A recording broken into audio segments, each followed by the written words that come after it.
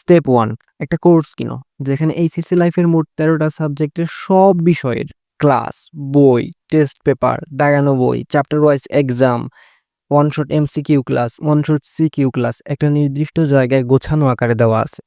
Step 2, ১ বছরে সম্পূর্ণ syllabus শেষ করার লক্ষ্য রাখো, অর্থাৎ ১২ মাসে ১৩ subject.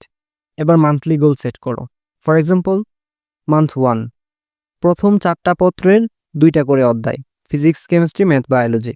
Month 2, physics, chemistry, math, biology দ্বিতীয় পত্রের 2টা করে অধ্যায়। তাহলে দেখতে পারবা যে ১২ মাস শেষ হওয়ার পর তোমার ১৩টা সাবজেক্টই শেষ হয়ে গেছে। এবার উইকলি গোল সেট করো। Week 1, completing 2 chapter of physics second paper, that's ইট।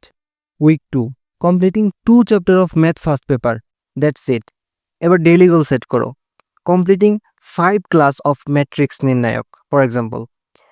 এবং অবশ্যই সপ্তাহে একদিন এমন একটা সময় রাখবা যেই সময় তুমি তোমার গোলগুলোকে রিভিউ করবা, এবং মাসে একদিন এমন রাখবা যেদিন পুরোপুরি তুমি তোমার গোলগুলোকে রিভিউ করবা যে তুমি সঠিক ট্র্যাকে আসো কিনা।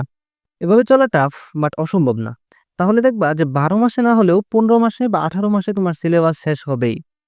তাও কিন্তু তুমি ৯১.০৭% প্লাস মানুষের থেকে এগিয়ে থাকবা। লেটস সে ১৮ মাসে তোমার সিলেবাস শেষ হয়েছে, অর্থাৎ টেস্ট পরীক্ষার আগে। এখনো কিন্তু টেস্ট পরীক্ষার পর তোমার কাছে ৩ মাস সময় অতিরিক্ত আছে। এই ৩ মাস সময়ে তুমি শুধু বোর্ড কোশ্চেন সলভ করবা।